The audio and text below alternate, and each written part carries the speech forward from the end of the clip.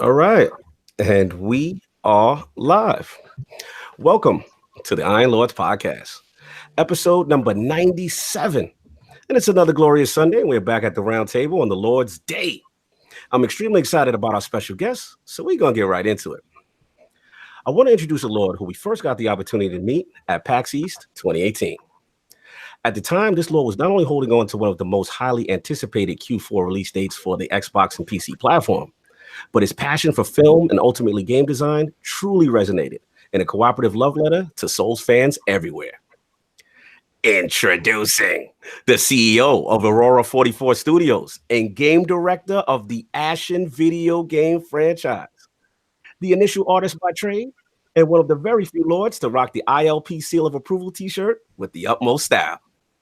Live from New Zealand and making his debut into the realm of the Lords, my man, Lord Derek Bradley. How you doing, sir? Hey, I'm good, thank you. Really happy to be here with you guys. Absolute pleasure, man. Long overdue. You are a Lord in your realm. It's only right we show you the proper respect here at the round table. Are you ready to have some fun, sir? Absolutely, let's do it. No doubt. And you already know we have the 4 horsemen of game. Actually, 5 horsemen of gaming. Those original lords of the realm here at the round table. My co-host with the co-most, my brother from another mother, the difficult game conqueror, and the how of the young wolf. My man, Lord Attic, how you doing, sir? Doing pretty good coming out here. Today I will be joining King in the fraud department. Let's get that. How you frauding? No, we going at people that Oh, actually he's fraud. calling out frauding. That's Lord, what he's here going to we be go. doing. All right, so we waiting for King then. All right. Yes, I'm eating Starburst. I'm waiting for him. He said, I just popped 2 Starbursts. Let's get it busy. And of course, we have our most technical gaming lord, the solo gamer who lives for the single player selfish experience, and also the Sostradamus, Mr. Offline Profile Illuminati and Lord Patreon of the Iron Bank, my man, Lord Sovereign. How you doing, sir?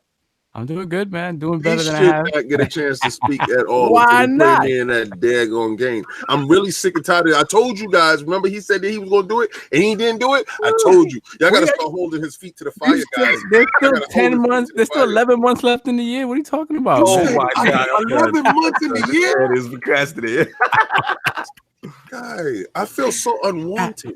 As I was saying, How you doing, sir? I'm doing much better. I've been under the ropes the whole damn week, and so I got to rest today. So thank you, Derek. Thank you, New Zealand. I appreciate that.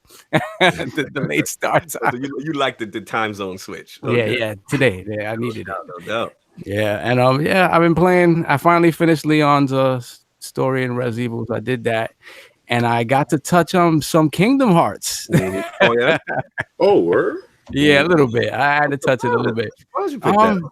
Listen, man, I gotta say, I think all of us, and this includes Resident Evil 2, we're just fans of like poor acting in video games. I have to say, like it's pretty horrible, man. Yeah. I mean, Leon is oblivious. Like he's just a dumbass, and like it was cute 20 years ago, but Well, it doesn't translate. It didn't update well to the current time period. And then Kingdom Hearts. Oh man, bro, some of that voice acting is just not. Oh, it's painful. It's pain. If there's one franchise I want Disney to really jump in and like grab up and like and piss people off and control completely, I would say it'd be that. No. It's all right. Was it nostalgic enough for you though? No, I never played the other one, so I just wanted to, again, Kaibatsu got it, so I said, let me play it, let me try this out, and like, listen, the spectacle of it is great, like the boss fights, it's a beautiful game, but to me, they don't do enough with that. Like, that's a game that every kid should be talking about. Okay. I babysat my 5-year-old nephew yesterday, and I said, have you heard of Kingdom Hearts with, Mickey Mouse, Donald Duck, Goofy? He's like, no, I never heard of that. And I'm like, see, that's the mistake. I know it's the end of a trilogy, and I know it's a Square Enix RPG, but I feel like no matter what, you should try to market that to as young a population as possible. You ain't played half that game. It's not for kids. Yeah, like the story. It should be, but it should be. It's not the best use of those characters, I think. But No doubt. Man, people be dying in that stuff. Okay, Disney ain't about that life. Okay, I thought it was kind of a good use of the characters because they were trying to get the characters to resonate with older players, like to make Mickey make that crossover to, and it worked in a sense because these dudes they're feverish. Attic is feverish about this game. It's a very ravenous. Really good. I already beat it. Yeah, absolutely. I know you did. I watched you. You out of control. Beast. I respect your hustle, baby. And of course, we have the Incredible Hulk of this, aka the Excess Gamer. Ooh. The Lord of Combat Sports, who is a man of his convictions, demands nothing less than that premium experience, and is the leader of the Fraud Alert movement. Ooh. Beloved Lord King, how you doing, sir? I'm doing fantastic. First of all, I'm no combat talk for that Kovalov fight because y'all know I'm gonna go in on him, and I don't like to say bad things about bad people. So I'm just gonna leave that where that is. Not to say something bad. Yeah, my mama told me, said, if you ain't got nothing nice to say about somebody, don't say nothing at all. Just be quiet, baby. But you Anthem dudes, it is. Oh boy. Like, okay, first of all, that game has terrible warts. Terrible warts. Oh, and it's not just, the warts that you can overlook because the warts keep popping up. Every time you start having fun and you got to go inside a closet, like if you see a closet over there, they be like, hold up, watch this loading screen real quick. And then you got to wait, and then your fun is broken up. Then you get in there, but you got to wait for your whole team to do the loading screen stuff too. And then they get in there, and then only just to turn back around because there was absolutely nothing in that room to go to another spot to do something else. And I said, wow, it's a lot of breaking the fun. And then when you do the hub world is horrible. It's horribly done. For Tarsus, your main issue. Yeah, it's a lot of issues with the game, and we knew going into this new IP that there will be stuff that they will have to flesh out. What I'm saying, because I've noticed a lot of people champion a game. Now, you want something different. It gives you something different. The movement and the shooting, the verticality in the game is fantastic. What it does do, it does it great. Oh, very well, right? And it's unique in that aspect.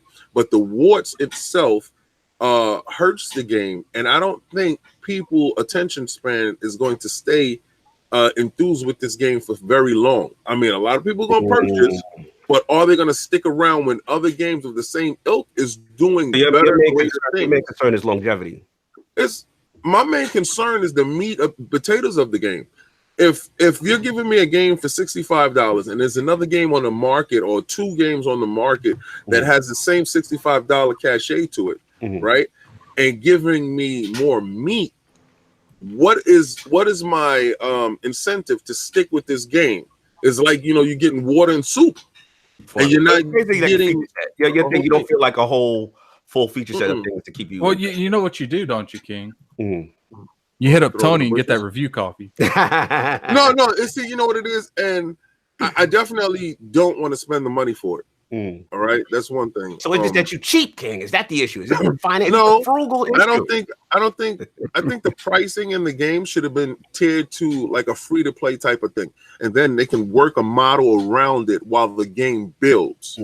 Right. That's why I just think that type of game, that game itself, would lend more to like Warframe.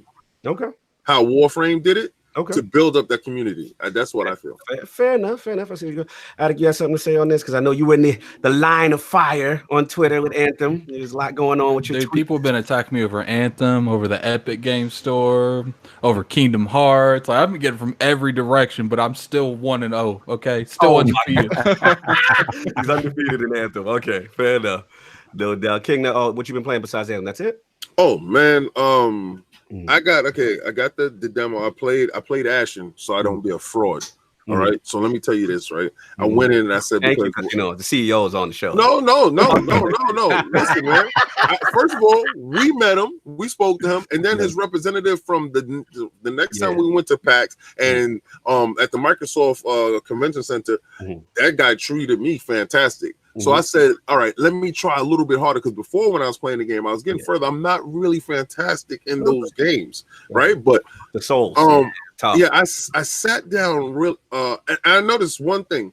The issue that I had before with it, well, we'll talk about it later, but I think they send an update to it, and I want to ask them that question because my buddy, the dude that's with me, he's working out this time. Like, he was actually in the mix with me because I was getting jumped, and he was like, yo, I got you, don't worry about it. I was like, oh, thank God. Lord Derek, can you attest to any recent AI improvements, cooperative AI? How recent are we talking? Like when was the how big's the gap since you played? All right, from day one when it came out, I played that whole week, right? And I'm not a Souls dude, but I think it has a different feel than Souls. He got killed that whole week. Yeah, I was getting murdered all over the place, and I'm like, God, these dudes is rough. It's like they don't even have a curve. Like, you know how you got the little dude, and he'll come out. No, man. And then when you get a boss, forget about it. Your skills better be dodge worthy. But then I was having a problem with the AI guy then because sometimes he gets stuck at a door and won't come in. Or if I go down, he won't pick me up. He'll be standing around me and just won't pick me up, and then I die. But this time, this dude was on his P's and Q's. He had his Wheaties. He was on it. He was like, yo, we're going to get past this level, brother. I was like, thank you so much. The shield bash was working. I got the big stick. I was out there. I was doing my thing. If you look when we went to PAX, when me and Kid played, if you look at that gameplay, you hear me in the background say, okay, Kid, drop the lantern. Drop the lantern. Kid, drop the lantern. There was definitely improvements to the AI. Just kind of before the team went on, the end of year holiday break, we put out a bunch of updates. Nice. And we've been working on a bunch of updates again, just to keep supporting the game and reacting to what we see people do out there. Yeah. That's awesome, man. Good to see the support, man. Thanks a lot, King. And of course, we have my fellow IT brethren and proud member of the PC Master Race, the Discord chat police and wielder of the strongest band hammer you will ever see, leader of the stream team, my man, Lord PD. How you doing, sir? Hey, how is everybody doing, man? Pretty good. What you been playing, man? Fantastic week. Well, I've been Division. I've been trying to finish up my comms, trying to get everything done for getting ready for Division 2. I've been doing my the regular Warcraft raid since the new one just came out. I played some Ashen this week. It was nice. Very nicely done. See, everybody brushed up again. Everyone, yeah. I downloaded that off. One that played that when it came out. Where'd you download it? No, I played it launch week too. I downloaded that on the Epic Store, and it ran amazing. I was in awe on how amazing how much time did it take you? I mean, just to open another launcher, was it? Did you have to do some coding to get in the store? Because Word on the Street is just so difficult to open up another launcher. No, all that grayware. I know, man. Too much grayware. You emotionally okay from opening onto another launcher, it's tough. I was okay, and then I realized I had Fortnite installed, so I uninstalled that too. And then I downloaded Ashen, and I was ready to go. And I was like, all right, this is great. It worked out really well. You had to do some coding. You had to hack some. You had to do all kinds of stuff, didn't you? No, I did nothing of the sort. No doubt, Petey. That's good to have you in the realm, man. And of course, we got the Lord of the Cooperative Experience and Gaming Ninja himself, the Shinobi, LordCognito, spreading that realness in the realm of the ILP, not telling you what you want to hear, but what you need to hear. For me, it's just nothing but the Destiny 2 Last Word quest, trying to get that done. Obviously, I touched the Anthem public demo, brushed up on a little Ashen prior to Lord Derek's arrival, But that's been pretty much it for me, man. So not Wait, did you just fraud me? You just frauded me? Yeah, because I said I played it, and y'all was like, yeah, he just dusted up because, and then you all did it. Yeah, bro. Thank you. I appreciate it. Thank y'all for stepping up to had to brush up a little bit. See what's changed, But now that we got into what the Lords have been playing, I want to start off with Lord Derek. His video game system history, his journey in video game design, and what eventually led him to become the CEO of Aurora44 and creating that critically acclaimed Ashen franchise. So let's start from the beginning, Lord Derek. What were some of the first video game systems you had, and what got you into gaming? All right, we're going deep today. Taking it back. I can't remember what they were called. It was like that Nintendo Famicom. Was that what it was called? Okay, the Famicom. Yeah, one of those. So it would have been like earliest things would be like Mario Brothers, Bomberman, stuff like that. Just yeah, Nice. really, really old stuff. Nice. I didn't have anything for a while until I got a Sega Master System, so I was playing like Mortal Kombat, Alex the Kid, all that kind of stuff. Alex Kid in Miracle World. Nah, I remember these games. Yeah, like Ice Climbers, stuff like that. And then I think I got into PC gaming pretty big. So it was stuff like Fallout 1 and 2, Baldur's Gate, the original. Nice. Quake, all those kinds of things. Was actually probably what I played the most growing up, to be honest. And that's like what made me want to get into making games, doing that kind of stuff. Was probably those games. So you pretty much after those initial systems, you pretty much kind of dived right into PC pretty early then, so to speak. Yeah, pretty early. I think it was literally my parents just didn't like want to buy consoles or something, and but they needed like a PC. You know, like my dad was in IT. Nice. He needed a PC for stuff, so I just kind of piggybacked on that. Nice. Salute to dad. Saving money, being frugal. We respect that. So you know, that was pretty good. I think, and recently, I'm trying to think what I've been playing recently. It's kind of tough, you know, when you're making games, you kind of like it absorbs you so much that like you actually stop playing games, or at least during ship, you know, like the last 6 months there it's so focused on what you're doing. I definitely tried out the Anthem beta over the weekend. What was your impression? Oh, beautiful. Yes, please do share with us. The panel is very curious of your impression. See my face, right? Well, like first impression, right? And this is like really superficial stuff. Was the look of like the town, like the hub that you start off in, I guess. Yes, Fort Tarsis. Yeah. It was pretty beautiful, like looking at like the volumetric lighting and just like the feel of the whole place. Okay. I got to kind of like ancient one world. thing, Derek. I got to start now. What platform were you playing this on? This was on the Xbox One X. Okay, cool. Just wanted to know. Clarify. Continue, sir. Continue. Yeah. So no, it looked really beautiful. It was quite amazing. Like I'm kind of curious to see how much they actually go into like the cultures and all that kind of stuff of the world as they get into it. I had the same sort of issues though of like really long loading times. I think the first time I played it, like I got into a game, loaded for a long time. I was like, okay, maybe that's the load, and now we're good. And then I played for a bit, died or whatever happened, and I was like, okay, I want to go see if I can like fix up my suit, do some stuff, and then it was just like a really long loading time, and I was just like, nope. Yeah. I was kind of done then, but I played again yesterday. It was pretty good. It was interesting. I agree completely about like the verticality being interesting. I like that you can just like kind of hop off like a giant waterfall and like slam into the ground. The way you can boost around and stuff is pretty cool. But superhero fall.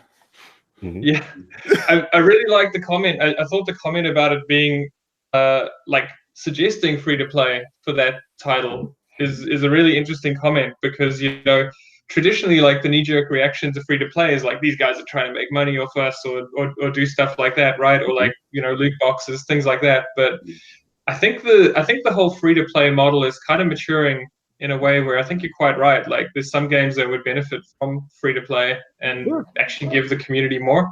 But I suppose it's like the developer's perspective, you know. Again, no matter what the model, if they go out to juice it, you know, they're gonna do that.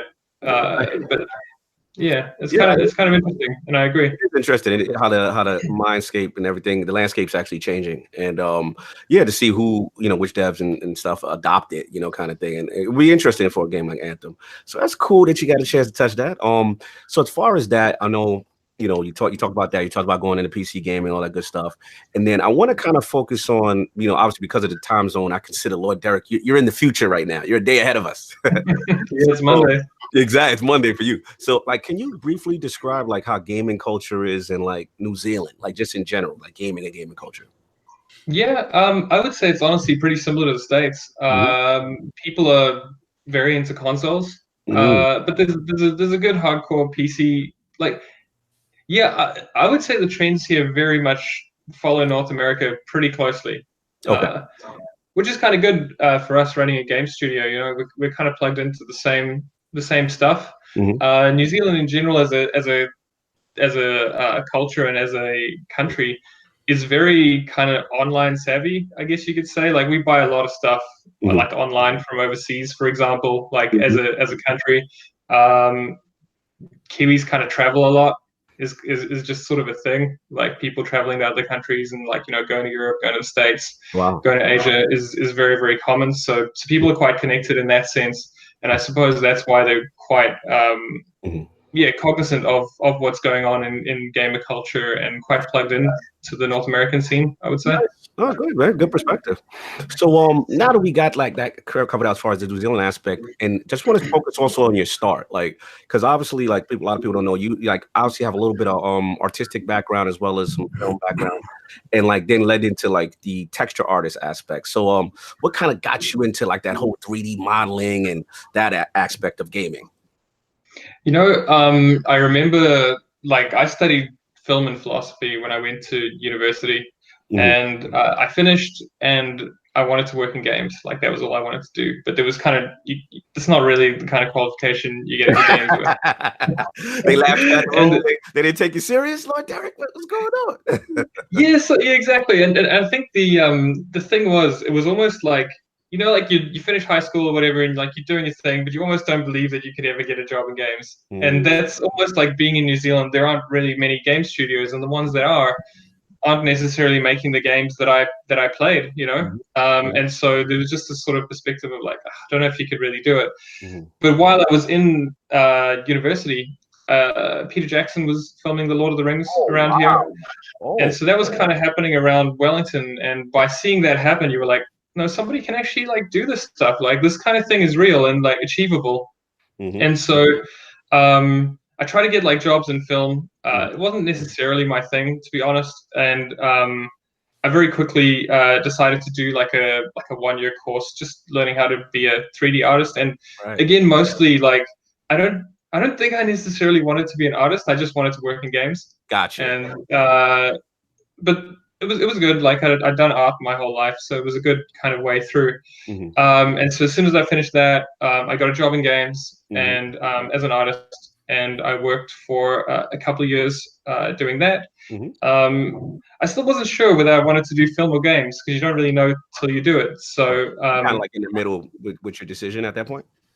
Yeah, sort of in the middle, and you kind of don't know. And so like games was really amazing. It's like you're putting this live thing into like an even bigger live ecosystem, you know, and kind of seeing how it works and all that kind of stuff.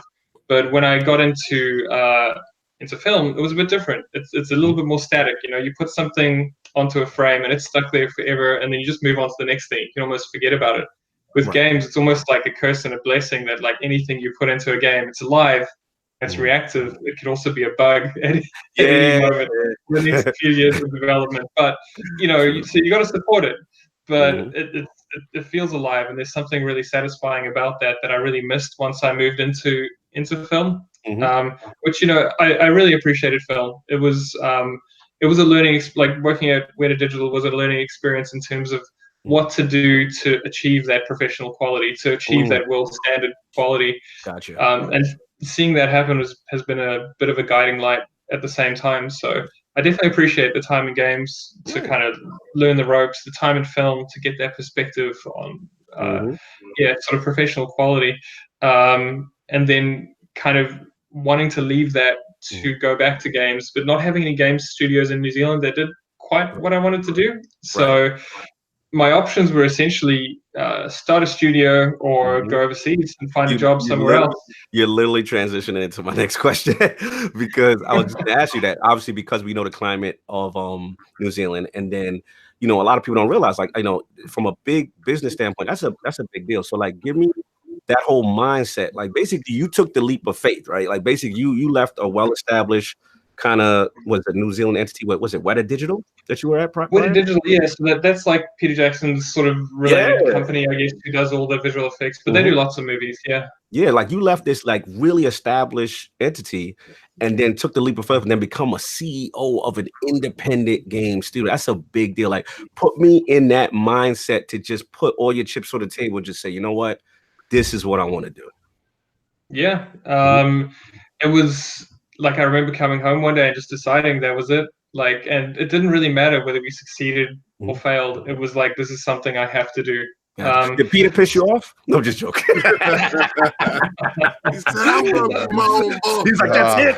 I'm going. I'm making my own. I was just joking. But all joking aside, it was definitely just, you know, I really think it was just one of those personal things, you know, where I just knew like I really wanted to make games. And like I say, even when I graduated out of university and did all that stuff, you can get a lot of other jobs, you know, that pay better than being a games artist. But, you know, put another year into training just so I could kind of get some basic skills to be able to get a job. And that was literally all just because I wanted to be in games. Wow. And so the same thing with this, it was just, you know, people kind of ask me like, you know, what's my end game with having a games company, you know, because some people want to be like, hey, I can have a nice house, a nice car. I can, you know, one day, like, you know, go live on a beach somewhere, do whatever, all those kinds of things. And my response to them always is like, this company is my boat, you know. This is the thing, like when I retire, you know, people have those like dreams of like, when I retire I'm going to do something. Mine's just like, I'm not going to retire, I'm going to keep doing this. That's what I want to do. And so like there's sort of like a very I can't necessarily understand it, but there's a very like deep need to do this thing. And yeah, baby, that's the love of the game. We respect that. Yeah. That's what's up, man. That's really cool. So, yeah, man, I want to get to actually the fun part, you know, and a lot of us while we're here, you know, and obviously it's the creation of Ashen, right? And what's the mindset like making a Souls like that high risk, high rewarding gameplay style, and then also explain to someone who may not be familiar with the lore of the game, you know, as far as like what's the whole, you know, thought process behind that creation of that game. Yeah, sure. I mean, I could start off by just kind of very quickly summarizing Ashen so everyone knows what we're talking about to some degree. So yeah, it's got like stamina-based combat, which, as you mentioned, that like high risk, high reward. What that means essentially is that you have stamina that runs out as you use abilities, so you can't just spam abilities. You can dodge and do stuff like that, but essentially the high risk, high reward comes from the fact that within this genre, enemies generally take the same amount of hits to kill as you do. So, like, you know, you'll take 4 hits and you'll die. They'll take 4 hits and they'll die. But then there's 2 of them. So, you know, you've got to really break their pattern apart. You never necessarily like rise above them, which is kind of like a hallmark of the genre. And so, besides that, it's an open world game. So, you know, you can kind of run around and tackle things from multiple directions where, you know, generally the genre is all about like these very tight dungeon puzzles, which we certainly have a few of those in our dungeons. But when you get into the wider world, you can kind of, you know, you can jump off a cliff and like jump into some enemies. You can completely sidestep. You can do stuff like that. And then there's passive multiplayer, which is a bit like, I suppose, games like Destiny, games like Journey, where you just run past people and they'll kind of connect to you automatically in the background, and that all gets collated in the background. Yeah, and so that's like the basics of Ashen. Where did you want me to go with this? Like as in how we came up with the idea? Two part. I guess the first part is obviously the aesthetic, right? The aesthetic of the game is really beautiful. It's very unique. So one part of it, I want to know, like, how did you catch Microsoft's attention, right? Like, how did that happen as far as like, you know, them approaching you guys? You were like at E3, was it 2015, I believe, correct? Yep. Was it 2015? Maybe. I thought it was 20. Actually, I think you're right. Yeah. Yeah, but I think it was 20. You were like way back, and I was like, okay, this looks cool.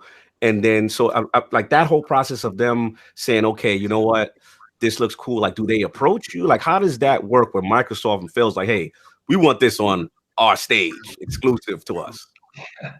Okay, that's actually an interesting story. It's pretty cool. So we originally put out a tweet, which was just because we were artists. There were two artists, one programmer, essentially, and so we had a lot more art going on than code, and code kind of takes a while to build up that whole platform, and it doesn't really show itself. So we worked on the look, and we put out a tweet which kind of just showed the general vibe of what we were doing. And somebody contacted us from Microsoft just based off that, and must have been like pure dumb luck. I think we got an article in Kotaku. And we got a couple of other places that kind of featured our artwork. So Alexei Gavarian, who was at ID at Xbox at the time, contacted us, and so we heard from Alexei, and he got in contact. I can't remember whether it was through Twitter or through just finding our email address and like emailing contact. But I remember getting his email and being like, "Is this some kind of scam? I mean, like, is this real? Is this real?" Because you got to understand, at this point, we were like people who like we left our jobs. Sure, we moved out to the countryside, like. Wellington in itself is a city of just a couple 100,000 people, and we moved like 3 notches away from that over a mountain into a town of like 2,000 people, out in the woods, so that we could, your rent was cheap, you could have a really nice environment, you could still afford like a bigger house, but it didn't cost you much because we were just fully focused on making a game. And Microsoft's contacting you directly. That's insane. That is insane. It seemed out of control, and so he was very supportive, and like obviously like we got on calls with him and stuff, and like figured out, okay, this is definitely not like someone trying to scam you or something like that. It's real. And I think it took us about a year from then actually to like sign anything necessarily. And I remember, I'm trying to think of the timeline, but I feel like it was 2 months before E3 that we actually signed like a deal with Microsoft. Nice. Which really set us up. It was Phil Spencer dropped the bag off. He dropped the bag. Yeah, he said you heard him say set us up nice and well. He said this is where it all means everything. That's what I'm talking about. Continue, Lord Derek. And so that was like a really good experience, and it's kind of amazing how much support Microsoft keep giving us. It's crazy. We've been in E3 twice as our first game, like on the Microsoft stage is just out of control. Like you couldn't say to somebody, "Hey, we're gonna quit our jobs today. Within like a year, we're gonna be on the Microsoft stage." And you know what? That's not even the first time you're gonna do it. You're gonna do it again, and they'll just be like, "Whatever." That's awesome. I mean, that has to feel good, especially you taking that leap of faith, such like that. I mean, especially quitting your job, family, relationship, that kind of deal. It's gotta be a scary time. So much respect, for you to chase your dream like that, and just like in such a short time, boom, Microsoft stage. But it shows in the quality of the game. Like from if the CEO is this passionate, right, and he puts all his chips on the table, it shows in the quality of the game. My question is this, right? At what point in time, because this meant a lot to me, that it went from text-based to everything is voice acting. All of that voice acting is there. Like even when you talk to an NPC that's there, they even have stuff to say. Like it's everybody has something to say. And I think that is that like your movie roots or something like that decided to make that choice, because a lot of times it's text-based instead of voice acting. And I think that the voice acting actually, boosts the quality of the game, to be honest with me. I agree completely. And like, the things that we did, like we did a bunch of playtesting just to see how people reacted to the game. And it was really interesting. Like as soon as we put voice acting in, like people followed the story so much more. People were so much more engaged. I think there's like a thing that we do, and it's like there's a difference between, I suppose, casualizing a game and making a game more accessible. And I think that voice makes a game more accessible and that allows people to get more absorbed. And like by that I mean, like we work so hard on accessibility in terms of like you want your newest gamer who's never played this sort of game like to have a pathway inwards, but you also want the most hardcore gamer to not be disenfranchised by the stuff you do. So it's like making that stuff accessible on all levels is so key. And I think the voice acting was just such a clear piece where I think you're right. Like we started off thinking, hey, like there's a lot of games that just do text. Maybe we'll just do text and it doesn't matter so much. But as soon as we tried like a little bit of voice, it was like we just saw people engage immediately, and it was so strong that we pushed through all of that. Yeah. The voice actor is great too, because he's like, well, the darkness. I was like, I have to really respect that. Like, there is a difference between casualizing something and making it accessible, and I feel like a lot of gamers confuse that. Yeah, absolutely. That's a big point. Attic, I'm glad you're there because we got to get a little controversy for Lord Derek. So full disclosure, Lord Derek, I'm a huge fan of this game. The environment, the art style, even the stylistic, like with the facial features. I think that's unique. The thing is, I have to be honest. I've been on record for being very critical, borderline emotional, of the implementation of the cooperative experience. So what I would like to know is, like, I like the idea of passive multiplayer, like you have to toggle it off and on for that like immersion experience. But what really bothered me in like Lord Attic is that I couldn't seamlessly join each other's game without the use of like the friend code. So can you explain the design choice behind not being able to use like my Xbox Live friend list to just play with whom I want, or maybe just even having like the gamer tag option over their heads above the character in the game? Sure, yeah. So like not showing people's names is a bit more of an easy one, I think, and that's mostly because we wanted to keep the whole experience immersive. I think like the way we could potentially adjust something like that in future games would be something like if you invited a friend, you would see their gamer tag, but if a random person ran past you, you wouldn't, so that you're not seeing other people's kind of influences come in and influence your game necessarily. But I don't think seeing your friends is necessarily a bad thing because you're already kind of prepared for that mentally. Okay.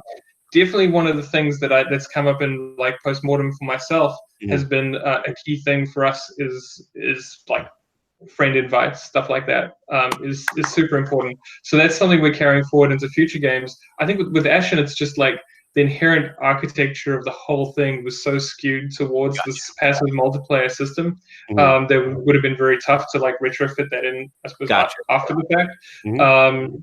But certainly watching players play, all that kind of stuff, like that's an absolutely key thing for us, I would say, and I completely agree with you.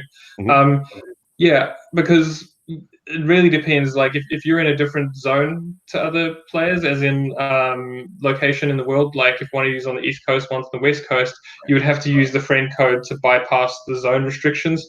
And that's just so like, the reason the zone restrictions are there is just so when you're connecting to random people, you're not going to get laggy connections. Right. So it's running like peer-to-peer as far as from a connection standpoint? Yeah. So essentially what happens with it, like it goes up to the server and it finds who's right for you and then it pairs you off and lets you go peer-to-peer after that. And so, yeah, definitely. And that's the reason why, the friend code would be essential, like if you happen to be in different zones, because then it'll just bypass all of it. So you can play with someone like in Japan, and you're in the States, for example, and it would be fine as long as you have the friend code on. No, I got you. And part two of my emotional co-op rant, because I can't let it go.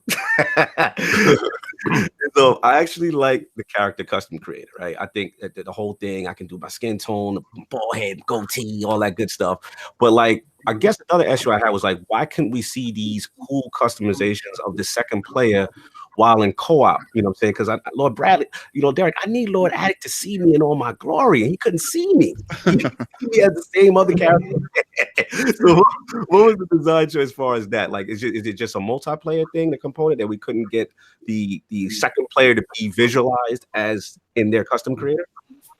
No, I mean, like, honestly, getting the second player to be visualized as they are would have been easier for us than what we did. The real reasons for that was like, the base of the game was set up for, and I guess like, especially as a smaller studio where like we've got to kind of pick our battles and choose which things to prioritize, which is, again, like moving into our next game, we're in a better position again, so it makes things a bit easier.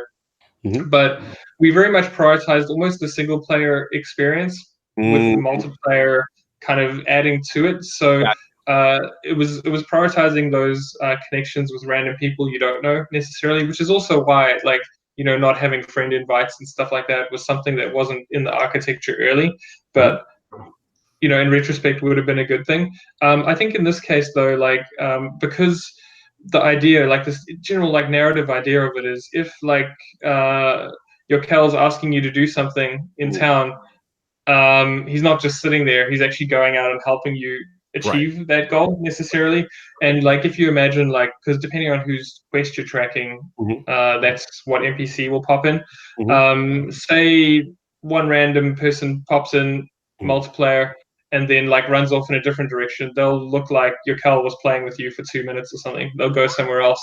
then someone else will like hop off a building from somewhere else and it'll still be him. So like from the player's perspective, narratively, you don't know where people are kind of weaving in and out of your world. The most important part is that you're playing with that NPC who isn't just sitting in town kind of waiting to get his goods from you or whatever. But it's definitely an interesting thing, and I think like as we widen our platform of like what the game is and like how many features we can put into it, we'll start to accommodate that stuff a lot more in future games. Because just definitely like the response from players who like want to play with each other more easily, want to see each other's stuff, all that kind of stuff is really cool and really interesting. And I actually enjoy getting all that feedback, to be honest. No, I appreciate you said that. You know, that was definitely a big thing. I mean, I'm the Lord of cooperative experience, so for me, it's a big deal, and I'm glad that you guys are taking that feedback because you know, in future, Ashen too, we would definitely like to see that. We definitely would like to have a more of a seamless cooperative experience, as well as being able to see those customizations. Because I think the customization is cool. I like the aesthetic you guys built, like the whole faceless thing, the world without light.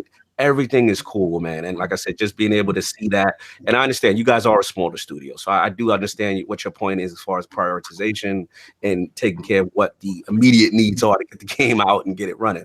But to see you guys take that feedback is really cool. So I'm glad you addressed it. I'm out of my feelings now. You know what I'm saying? But I'm glad you said that. So also, on the flip side, I just want to talk now about, you know, if the co-op side is about Game Pass, like how beneficial is Game Pass to a game like Ashen and that whole player population? Oh, it's absolutely amazing. Like having so many players in the game all the time is great. And like, you know, it's also good for like smaller games like ours. Like we don't necessarily get like Super Bowl ads and stuff like that when we get going. So I mean, like having Game Pass is just so great for just the visibility of the game. And I mean, like I say, the studio was made to not necessarily make money. We want to make games that people are going to play, you know. And Game Pass lets people do that so easily, because you know you might get Game Pass because I don't know, you want to play Forza or something, but then it's like, oh, what's this other game that's here? I'll just try it out, because barrier to entry is so low. It's literally however long it takes to download it, and then you can check it out, decide if you like it or not. You know, it's really great. Yeah, I think it's pretty cool too. Yeah, man. So we got that. We got the co-op aspect, and then now let's get to something I consider that you and your studio as a pioneer of, and that is the decision to launch on PC and almost exclusively to the Epic Store. So we know the Epic Store has been gaining traction as of late. So can you briefly tell us like the thought process behind that as we see more and more huge games moving to that storefront, as well as any support tools from the Unreal Engine in regards to crossplay? So like we've had a really good relationship with Epic from a very, very early stage. I guess going back to like when we first signed up with Microsoft, we got like through our first E3, did a showing there, and you know, we like it was still a fairly like modest amount of money and stuff like that we had to run a studio. So I think we took the team up to I think 5 developers at that point. You know, we're currently at 40. So that's sort of and even 40 is like a small team to make a game like this. He's up to 40, 48. He's heard that 40 the team now. And so yeah, we're getting closer to that magical 44. But nice. So when we got back from E3 though, Epic had also given us an Unreal Engine dev grant, which was great. You know, like they're not like in terms of like running a studio, it's not the hugest amount of money, but it really helped us out when we were like, you know, when you're setting things up, it's really important. Absolutely. And since then, they've given us a ton of like technical support, all that kind of stuff. They always make their people available to us. Right from the early days, we've had calls with their tech team on like, how do we do passive multiplayer using your engine? Like what features are there? And because we had to strip stuff right back and kind of remove a lot of their multiplayer stuff to then put ours on top of it, and kind of getting those experts to let you know exactly where the best points to make contact are there without you spending 6 months of R&D into it, you know. So all that kind of stuff led to us honestly having a really good relationship with them. And when they came to us, like, you know, about being on the Epic Games Store, I think there's a few things. Like, I mean, I love Steam. I've got a huge game library on Steam, all that kind of stuff. But my general thought on marketplace economics is I think it's always good to have more than one competitor in the market. Can you please say that again one more time, Lord? Is that like for competition's sake? Can you repeat that sentence one more time, Lord Derek? Yeah, no, literally it's for competition's sake, and I think it applies to anything. It applies to like shoes, headphones, anything. Like having more than one keeps everybody honest, keeps everybody more than honest. Actually, keeps everybody competitive, which you can see like as soon as Epic platform came up, started offering different stuff. Like then suddenly like Steam's offering you 8812 kick in. You can talk about the 8812 if you want. I won't hold you.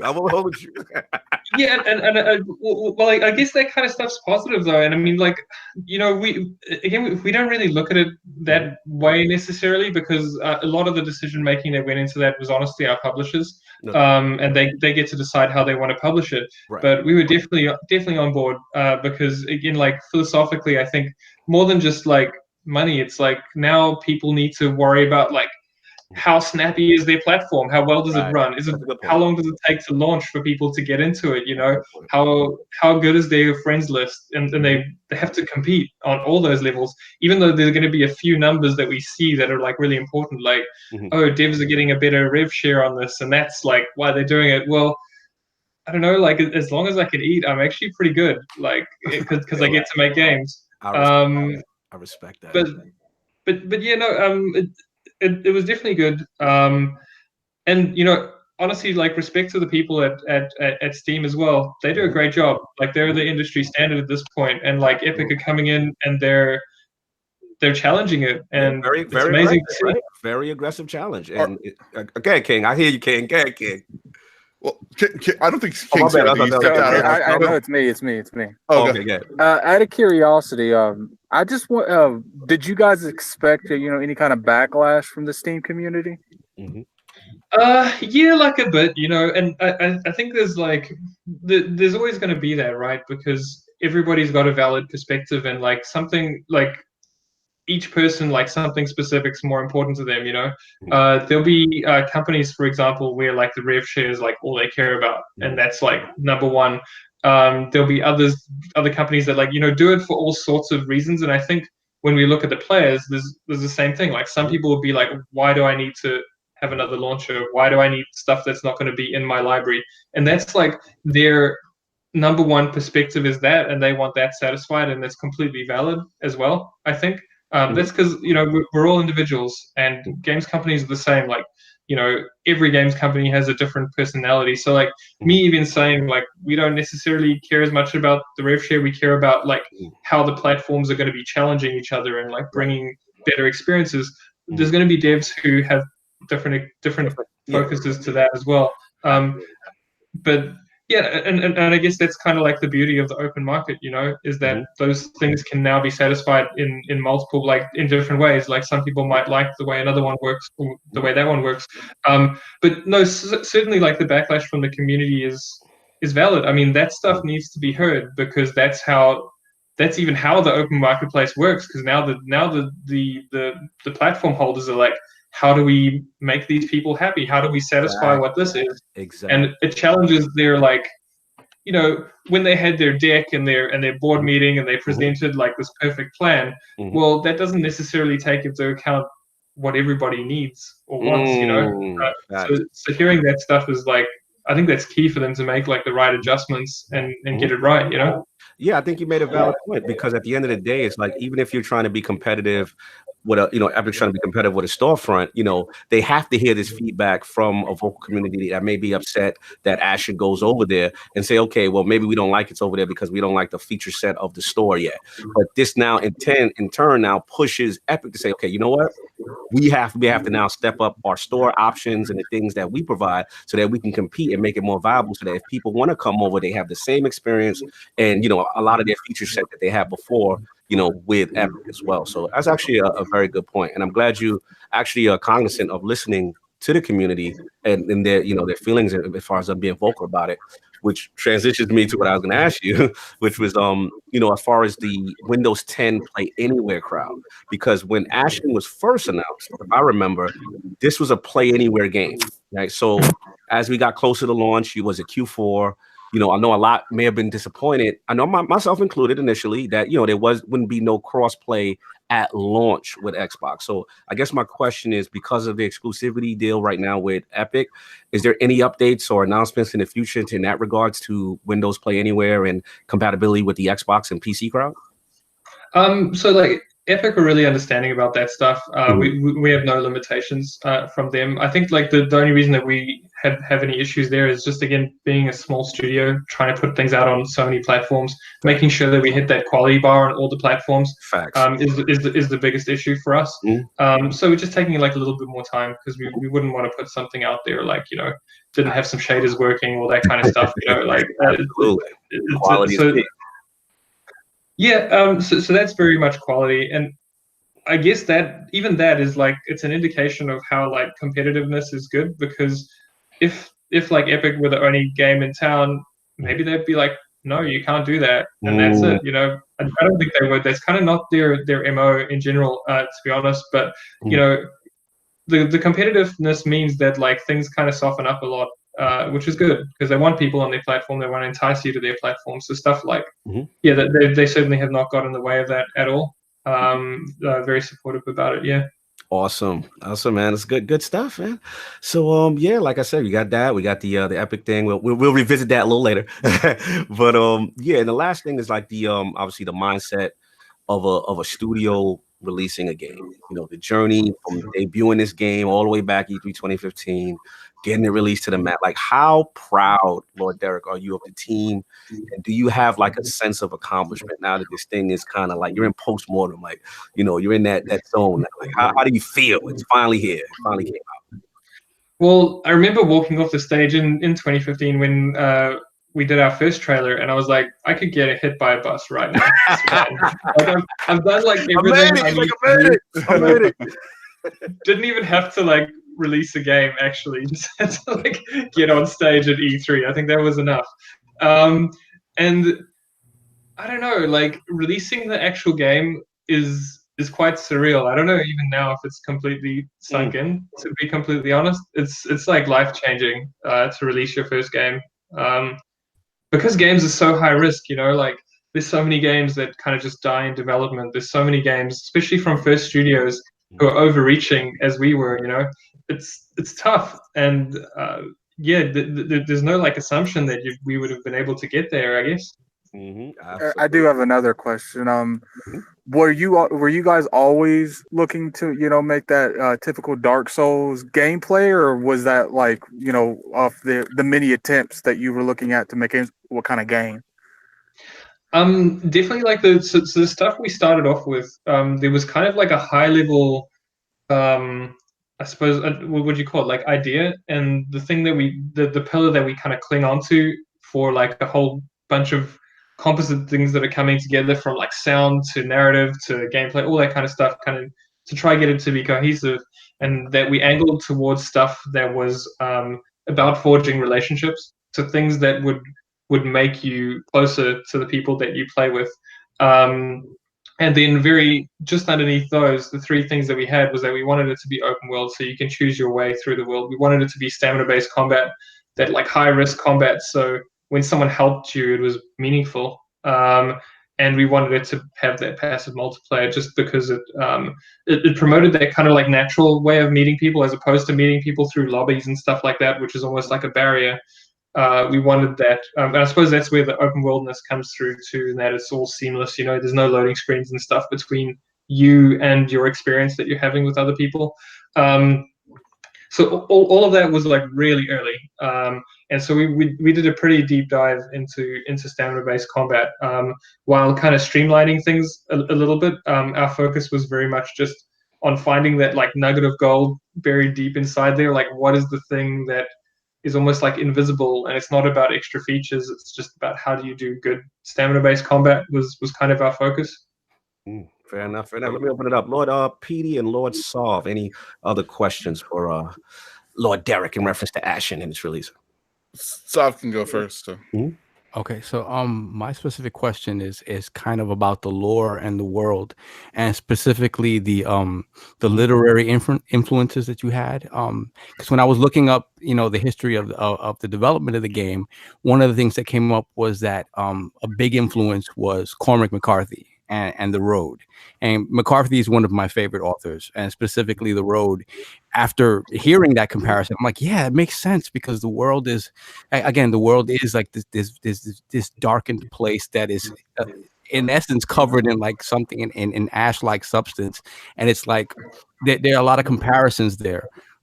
Is there, besides that, and even going back to the story of The Road, kind of that whole idea of like bearers of the fire and the light and things like that, things that came through sort of in the lore of Ashen, in addition to like Norse mythology sort of influences with like the tree of life and like the nine realms and stuff like that. So where did all that sort of influence come from? Like who specifically added that to like the flavor of the game and stuff like that?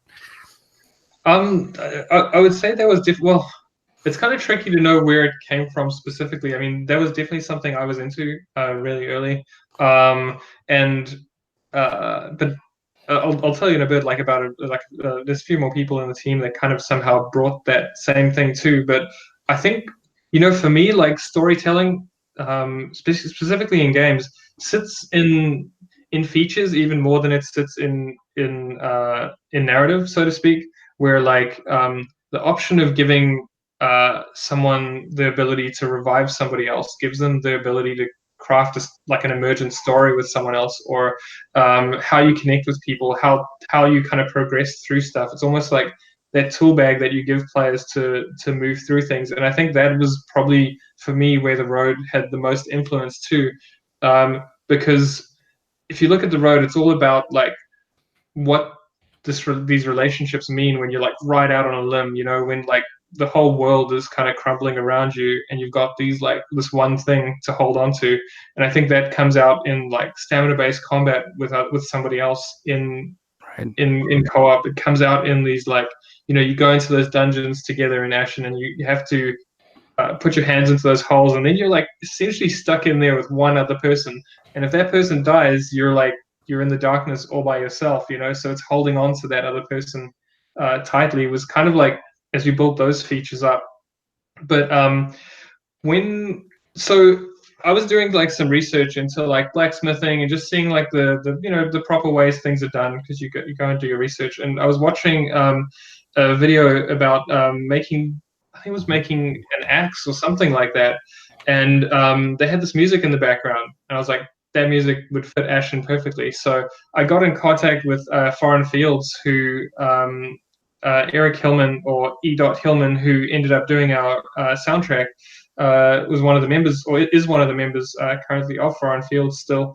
And the song that they'd done, when I started talking to him about it, he said he literally, I can't remember where he was, but he just read The Road and then wrote the song based on The Road. So that one's all about like carrying the light and doing all that kind of stuff as well. And it was very interesting because I didn't necessarily click that it was anything to do with that, but that was kind of like a very deep influence for him.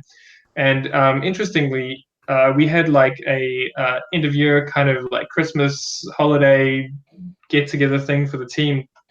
And he flew over from Nashville to come see us. And the one thing he did at our like team gathering was play that song for everybody, and that was just like his thing that he did. And that song's like not in the game at all or anything, but it sort of like deeply resonates, I guess, and like permeates everything about the game. Wow, that's great. So will we ever get to hear that song? Is that a personal thing for you guys that you're just gonna keep you can check it out. It's called Names and Races by Foreign Fields. Amazing song. Like I recommend their playlist, like if you want to kind of chill out and relax. But yeah. Yeah, sounds good. So one other thing on that. So did The Road also sort of influence that sort of the faceless protagonist decision that you guys made in terms of the your player character? Because again, in that book, like no one is named, right? It's just the boy and his father. That no one in the book is named at all. So is that another influence? Yeah, absolutely. Like so many things pointed towards that, of us like I think in the book it probably does like a similar thing where like the boy and his father it's meant to be relatable to you as soon as you give them a name. If his name's like Bob or something, then you're thinking about Bob. You're not thinking about not me. your story, right? It's not your story anymore. Yeah, exactly. And so that was the reason for faceless characters in Ashen. And I mean, I'm not sure whether or not we would do that again, even, because it was something that fit this game so well. The same as not showing what other people look like necessarily, where it's other people get to essentially, if you want to take it to like the father and the boy, it's like other people get to play the boy for you or get to play the father for you. They don't get to play themselves necessarily in Ashen. Mhm. It's this very sort of like high concept thing, which kind of matches this game. Yeah. Fair enough. Lord Ack, you got any other questions for Lord Derek? I did have one I was thinking about.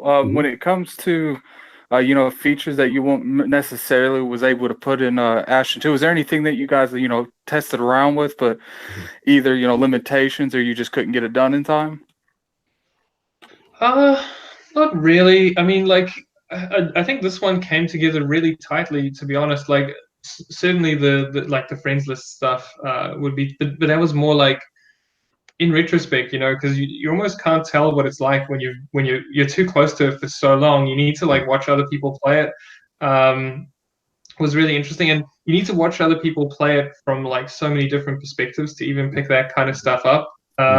Whereas even when we did like playtests, they had too much support around them, I suppose. Like they had too many people around them that were like, oh, if you get stuck, just do this, so that they could like move them through the playtests. Once you get like the community's kind of raw feedback, that's just super valuable for developers. Trying to think what else there is. I mean, there's definitely stuff we would have done more with. We would have done more open world stuff. We would have done more like features out there and things. But I mean, you start to get into like almost like Assassin's Creed levels of like dismantling like forts and all this kind of stuff and like social hierarchies, or like nemesis systems. And like. I like just not trying to, I'm trying to blow the budget. I'm not trying to blow the budget though. I'm definitely like the Lord that plays more Souls-inspired games, and I have to say, like, Ashen's definitely one of the unique ones out there that has that kind of stamina, reward, risk factor gameplay. Because there's a lot of things that it did really well, and obviously it was highly critiqued. And I just want, it was a pleasure playing the game. I definitely enjoy it. Absolutely. Yeah, thank you. All right, great game. So before we get to the poll and then one singular topic, and then we'll get Lord Derek going. But last week's poll, actually, before we do last week's poll, I apologize. I have to ask the question I have all the lords in the room, all the guests. Lord Derek, I need your top 5 games or video game franchises of all time. Oh, that's gonna be tough. Okay, let's go. You're not allowed to say Ashen. I'll put Baldur's Gate in there. Okay, Baldur's Gate. Yeah, The Witcher, definitely. I guess I'll put Witcher 3 as the one, because I mean they just get better every time. Baldur's Gate, Witcher 3. Witcher 3, yeah. All right, what else? Fallout 2. Fallout 2. Wow, that's unique. Okay. Yeah. Overwatch. Okay. Give me your favorite character in Overwatch. It's so basic, just like Soldier 76, man. So basic. Soldier 76, no doubt. I was literally just playing that. I was playing Mercy like all morning. Nice. And number 5 franchise most impact to you. It has to be Dark Souls. It really, of course. It couldn't be anything else. Makes sense. It makes sense. Absolutely fantastic. 5. All right, let's get into the poll and then on one topic. So last week's poll results are in, and the people have spoken. With the recent example of the Anthem VIP demo, how concerned are you when developers express that some specific aspects of the game will be changed exclusively for the demo prior to release? The winner at 48% of the vote was Fake Outrage. The dev told you what was in the game group. Coming in at a close second at 35% was the I don't care. Anthem servers still get the Jordan Cryface group. And coming in at last place at 17% was the very concerned game demo does not represent the real game group. Thanks to all the lords who participated in last week's poll. Lord Sovereign, what do you think about this? I mean, I think my issue with it last week was that so close to release, I think they should have given you a product that was closer to what the final game was going to look like. I just don't see a reason for that much of a distinction between what you're going to get in a couple of weeks and what you played. It doesn't make any sense being that close to release, because it gives people a false sense of what the game is. And if it comes to things like, I think Lord Brat mentions this, balancing and stuff like that, that's very huge in a game of this nature, then yeah, like it has to be closer to the final product. It just has to be. And I can see people's outrage over it, because that determines whether the game gets purchased or not. Right. If the game needed a real beta, which I think it really did, but I think it needed a real beta 6 months ago, I think that would have been more beneficial to people understanding what the final product is going to be. Fair enough. Lord Derek, what's your thought process on games that like drop maybe a demo before the release, and if the dev kind of makes instructions to say, hey, these certain aspects might get changed, prior to the game's release? What's your thought process on that? It's like an interesting puzzle, actually, because I think there have been studies done where games that put out demos sell less. Really? Wow. Yeah, I think I've heard that somewhere, and I think it's probably because games are like selling a dream, and sometimes you buy a game and you play it for a week and you're like, I'm a weekend and I'm done. That was it, 'cause it wasn't really for me. I bought into the dream, and so there might be like a third of the people who buy the game would do that, and then they just get that out of the demo anyway, so then they wouldn't. So it's like buy the game. Like they sampled it and left. I think that's true too, because if you notice throughout the past couple years, like probably the last 5 to 10, you really don't see demos at all anymore. Yeah, it's a good point. Good point, man. A lot like the feedback. Peter, you had anything to say on that whole demo situation? I'm actually agree. I think that a lot of people that are starting to play those demos, and they're kind of using them almost like testers for their games. If they don't like them, they're not going to get them. But those people that love those games and love the franchises that are coming out, that they're the ones that are going to continue with them. Absolutely. I agree. Peter, you said you had a question, a quick question before we get into the topic. Yeah, I actually did. I actually had a question for Derek. When you guys were deciding to build out the character customizations and everything, at what point were you like, we want to use those polygon feels for all of the objects in the worlds? Because that I feel is very old school type genre of gameplay that I love. When I think of those old polygon things, like those feels, I think of Star Fox and all of those old type of games, and I love them. And I think they seamlessly worked very well in Ashen. When did you guys feel that was, the type of track you wanted to go with your visualizations? Sure. Like we actually started from the environments inwards, to be honest. And like if you look at a lot of environment artists who work as concept artists, they actually don't paint faces on their characters. And so like a lot of ours was like about this cohesive picture, like imagining ways that a player could almost like sit back and look at the game and see it as like an environment painting, and have that like immersive nature to it, where you're not necessarily getting completely focused in just on your character in those moments. Like you can be looking out over a cliff and like looking at the scenery, and the character doesn't sort of like light up right in the middle and draw your attention. And there's so many things that we do in this sense. For example, the whole picture is actually a little bit desaturated. As you get closer to the player, there's actually more saturation, just because that's kind of how your eyes work anyway. So it kind of mimics that to some degree, where your peripheral vision actually sees less color. But we put a bit more color nearer the player, but as you move away from the player, there's less, just to kind of like smooth things off. There's stuff like a lot of games will have a light on the player. So like the player will have their own lighting to kind of make them pop, and we do like none of that. So that the player sits like right in that environment, and that's because we went like environment first.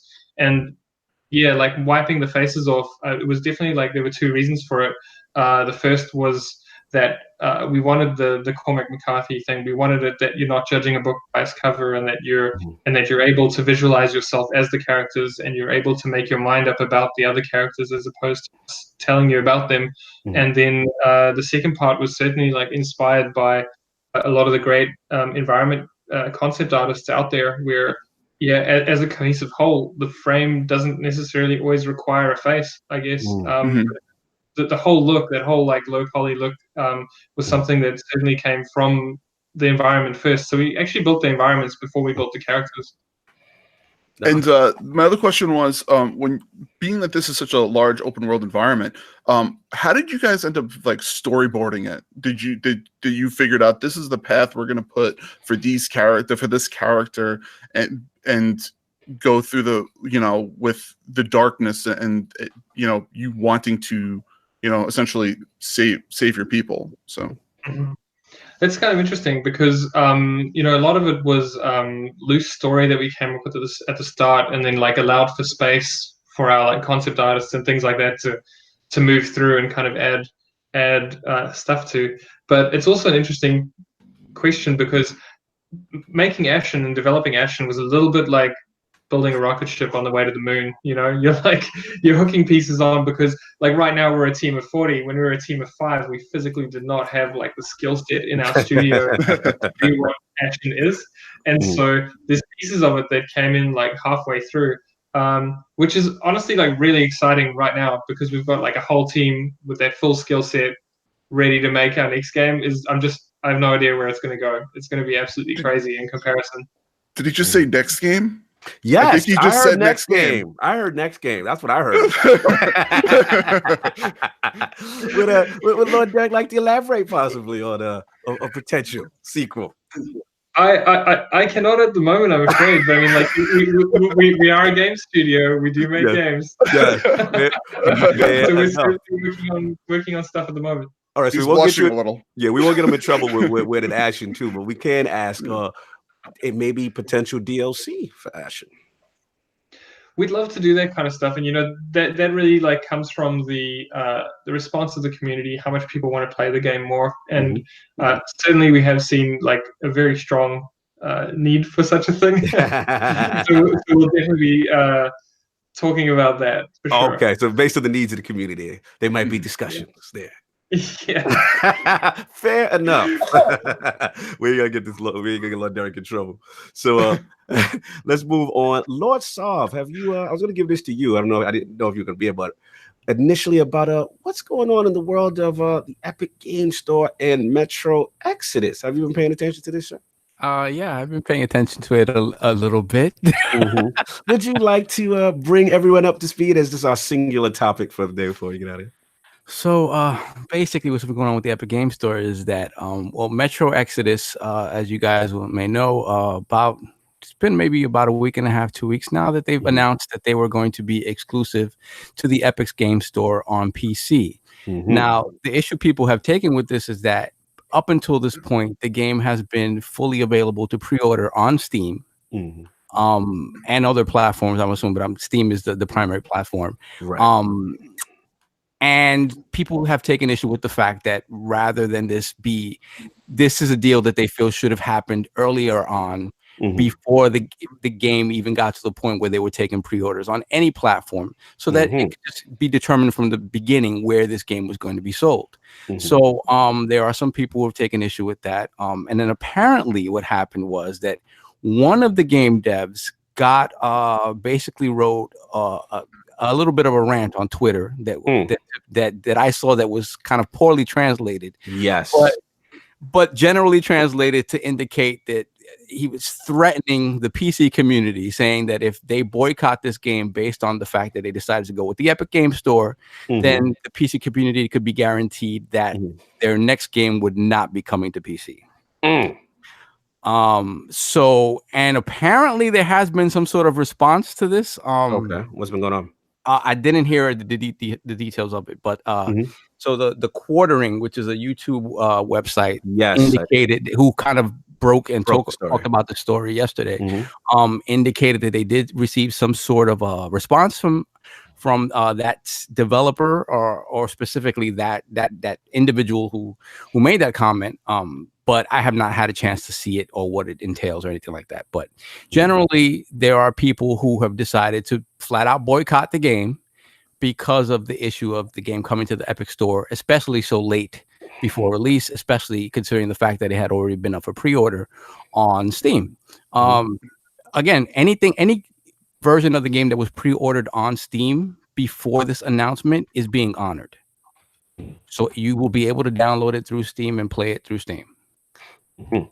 So that's what we caught up. Details. All right, so let's get Lord Derek in on this, because obviously the reason why I wanted to bring this up, obviously we didn't want to kind of like put you up against the 8-ball with what's going on, but in the sense of the reason why I felt you were the perfect guest to have this topic is obviously, like I said, you guys are the pioneers, in my opinion. You were like one of the first games that I've heard go to the Epic Store, and at the time, I wouldn't say it received the backlash that the Metro Exodus is getting, but there was confusion. Everyone didn't know what was going on. And then, so like, what do you feel when you hear about this kind of thing? And gamers very upset. A lot of gamers are very upset that Metro Exodus is going over to the Epic Game Store. And generally, as far as the developer response as well, like what's your whole take on this situation in general? I actually think it's all really healthy. Like, I think that stuff is like, if you imagine like Epic and Steam are going to have like these very professional approaches to stuff, because they've like been thinking about it for months. They've got this whole orchestrated plan as to how they want these things, like these moments, to converge, right? But now there's all the developers hooking into the platforms and commenting from different angles. At the same time, you're getting community members hook into that and like respond to all this kind of stuff.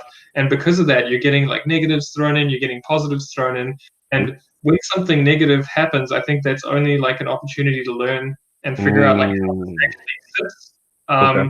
When something positive happens, because I mean, like devs always want to put their product out there and like make sure that it's in the right, like it's going to be received well. I mean, like I think universally that's like something everybody wants. So when something happens, the rest of the development community can look at it and be like, okay, well, that's like an adjustment that we shouldn't be doing that thing necessarily, but sometimes it's something you haven't seen before, or there's some sort of dynamic to it. So interestingly, because I don't really know the situation, you were saying that you can actually still get the versions of the game that were pre-ordered on Steam. Let's break it down.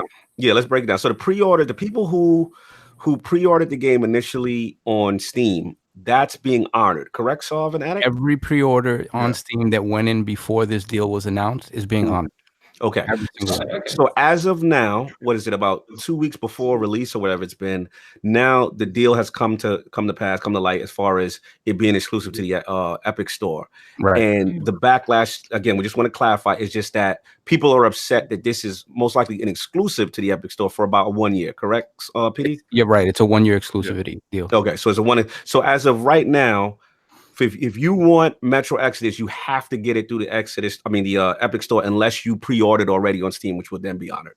Right. Okay. So that's where we are currently right now. And then up until that point, Lord Derek, there's been a lot of backlash. What's happened is games like the prior Metro games have been kind of review bombed on Steam. A lot of fans have lashed out in reference to the practice. They don't like it being exclusive.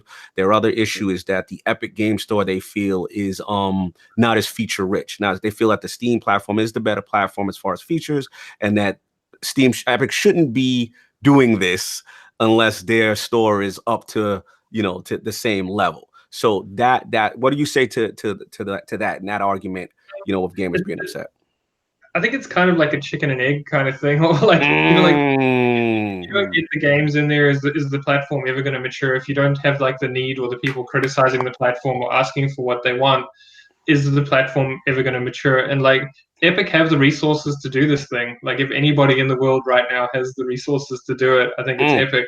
I think there's going to be a teething period. I mean, even just from like looking at a dev who is now like just taking this one scenario where like they plan to go onto Steam and now there's a flip and they're not on Steam. They're going to, which is, you know, similar to us where we didn't know we were going to go on the Epic platform until like fairly close to launch. Yeah, fairly close. That was kind of similar to your situation. Exactly. Yep. Yeah, and I think the issue is though, like people can't really orchestrate. Hey, we plan to go on the Epic store. Like no one knew that 2 years ago. Nobody. And so because of that, you just couldn't physically orchestrate that stuff in like a very elegant way, which I think, you know, devs will start being able to do that now. Like projects that are beginning development now, or maybe even halfway through development now, can start to like move themselves that way more smoothly and communicate that, and it'll be a lot smoother. But there's kind of this point at which like Epic have to like rip the band-aid off, and I think we're still in the band-aid ripping stage. I got a question. Wait, I got one question to follow up with that, what he said, and then I gotta give it to you, Attic. As far as now the developer speaking out, apparently, allegedly, the developer for one of them were on like a message board, and I don't know if he speaks Russian. The translation was a little off, but from what he said, I looked at the commentary. Basically, what was put out was that they said that he was threatening gamers that if that if they don't unprofessional. Yeah, if they don't buy it from the Epic store, that it's going to go away from the PC platform entirely. Now, as me looking at the translation of what he said, he basically was kind of stating that he knew that this issue would cause rejection, the need to move it to the Epic launcher would cause some inconvenience to the players and therefore some disconcert. But he said he feels the reaction of gamers is hardly adequate. He said it seems that the people that did not want to play just waited for a reason to pour out their bile. He said this, as it turns, that we the developers for years have been hard and painful with losses to try to do something special for gamers. And he said, but a category of players believe that our work is not even worth a couple of minutes to install the launcher. He said, naturally, is their right. And then he goes on to say, obviously, he feels that the true gamers is not that love their franchise. This would not be of interest to them. But he did say the situation get deeper, and he said that anyone who's saying that they don't like Exodus and previous games in the series, he said that if all PC players announce a boycott of the Metro franchise, he said then the next Metro, if it does come, is definitely not on the PC. Better or worse, decide for yourself. I personally feel sorry for the loyal fans, but my assessment of the work done personally by me and my friends and colleagues will not change this. I firmly know that almost everyone who pours this dirt on the internet is also incapable of a bit of what we have done and hopefully do more. They don't know what they're talking about. So he was upset. He went out on social media to say that. But what do you feel in that regard? Obviously you're a dev. You understand what it takes to make a video game, and at the same time you're empathetic with the fans of your franchise. Like, what do you feel about this aspect of a developer speaking out to his fans? It's kind of tricky, right? Because developers are a professional entity, and because I think it's like really healthy to hear all perspectives from fans. I mean, like that particular developer obviously has something that they value, and like that's setting them off, to some degree. At the end of the day, I think they're a good developer. I think they're a passionate developer, and it sounds like they're a bit emotional about it. I mean, I feel like they're very, very into their game. They're very tied to it. They've just finished, and I know how hard shipping is, that you essentially bleed to do that. Nobody escapes shipping unscathed. So I kind of get that they could be emotional. I don't necessarily think that they mean it in that sense. I'd be curious what the translation is and stuff, but even so, I'm equally hesitant to develop to defend it as well, because everybody's got different perspectives. Each developer is going to give you a different perspective, which I suppose if you look at the bright side of it, it's a good window into just thinking what somebody puts into making a game and how it can make them emotional. But at the same time, I don't necessarily think you should threaten your community. So you're not going to come out and threaten them, Derek? You're not going to tell people, if they don't buy Ashen right now on the Epic Store, there's no more Ashen for you. Yeah, I'm trying to walk a real thin line here. I think another thing it has to do with it is how the other Metros were review bombed. I think that made it worse for them. Fast, because those games really didn't have anything to do with the issue, and to have gamers go out on the to sign and say, let get PD in on this, man.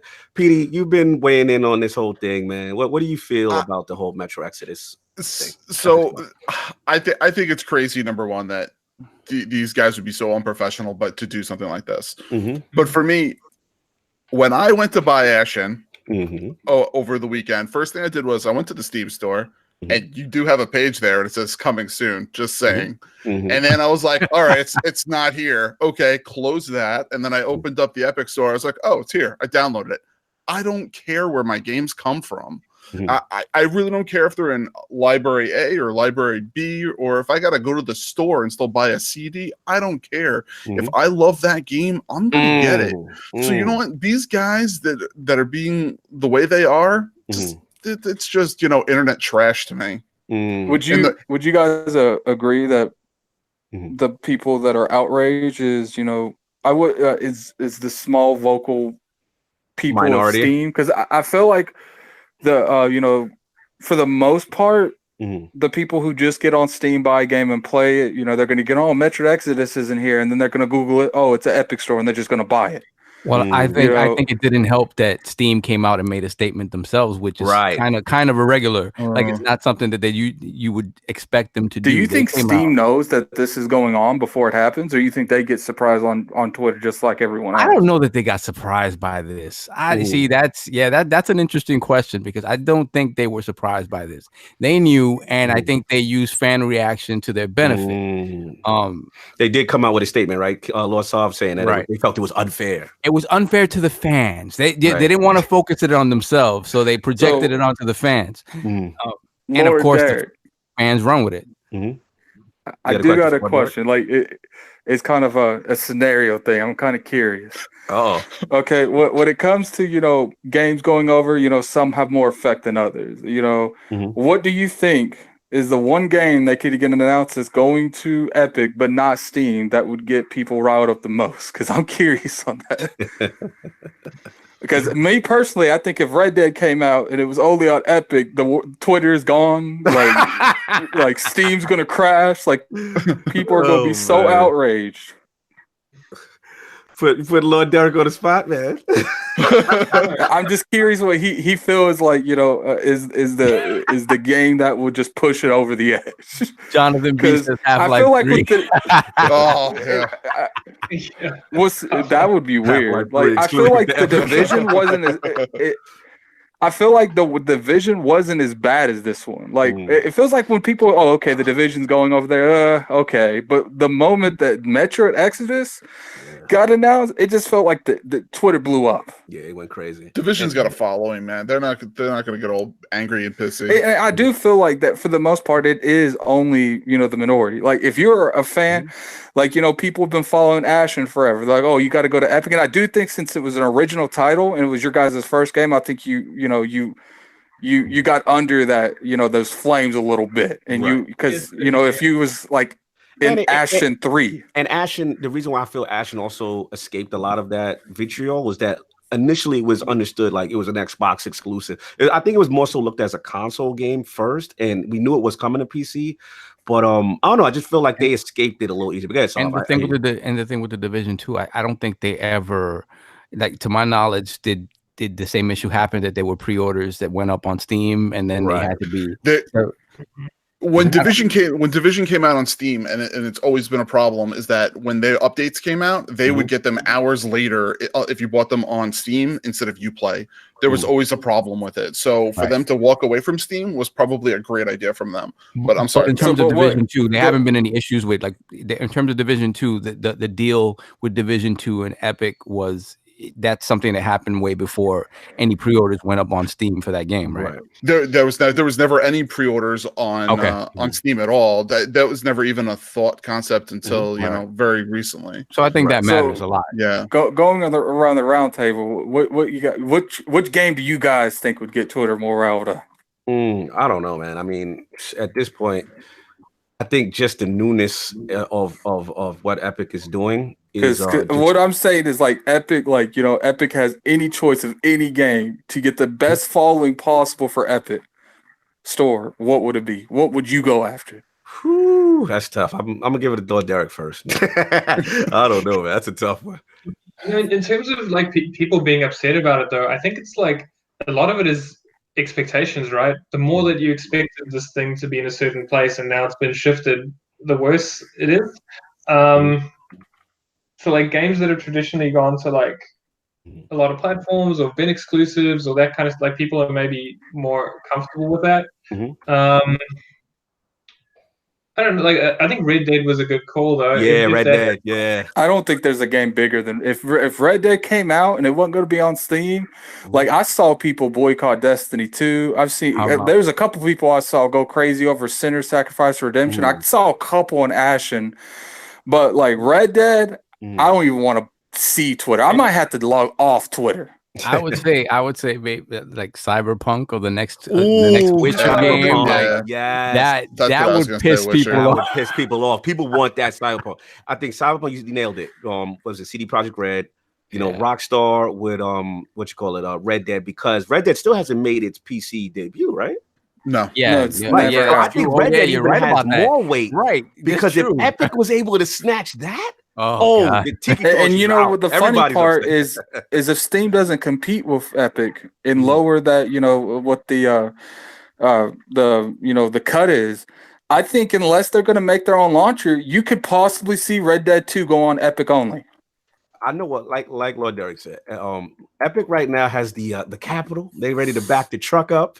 They got that Fortnite money right now. They're doing quite well. Fortnite so money's crazy. I wouldn't be surprised. Go ahead, Saul, but I want to jump in on this topic. My thing with this is just I think like Pete said, like the arguments behind this, like people not wanting to download another launcher, that's just ridiculous, man. And I can understand. I know Undead in the chat mentioned like the issues with Tencent, and I talked about this. I don't know how many podcasts ago. Tencent has their tentacles in everything, a little bit of everything.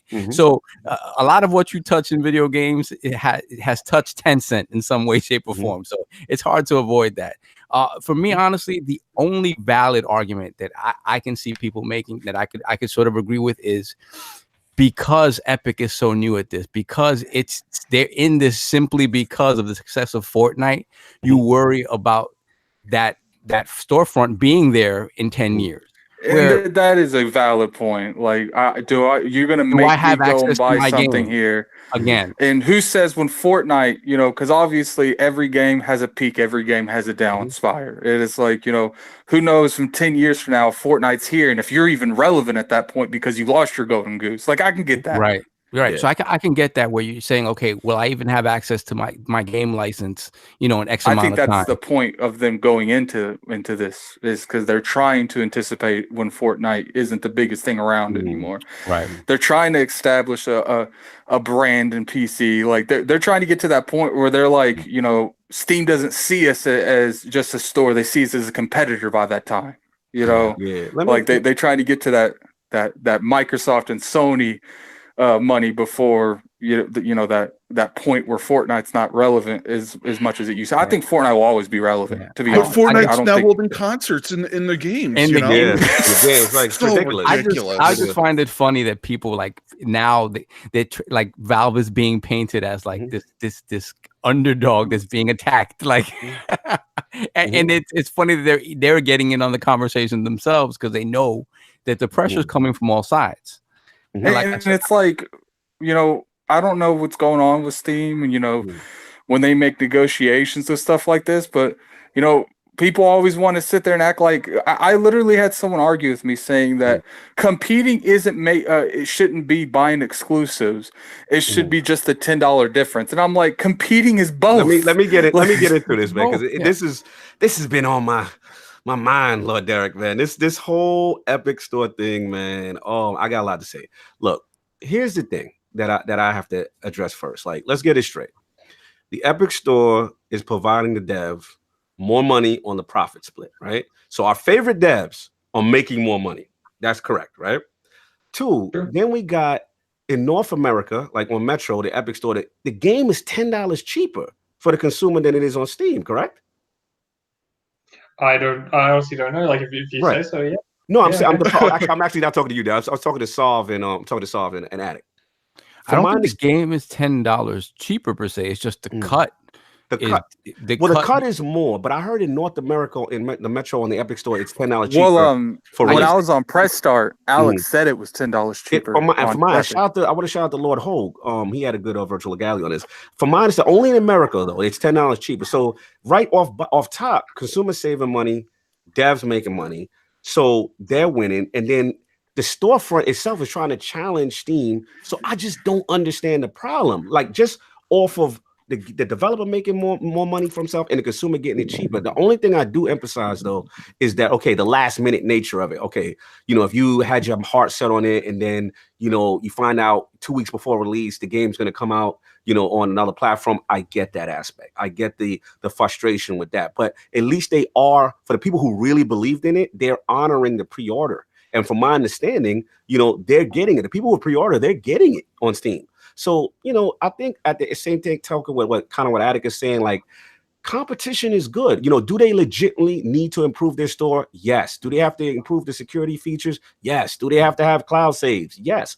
All those things. But let's not act like Steam from the very beginning when they launched had all those features from the beginning.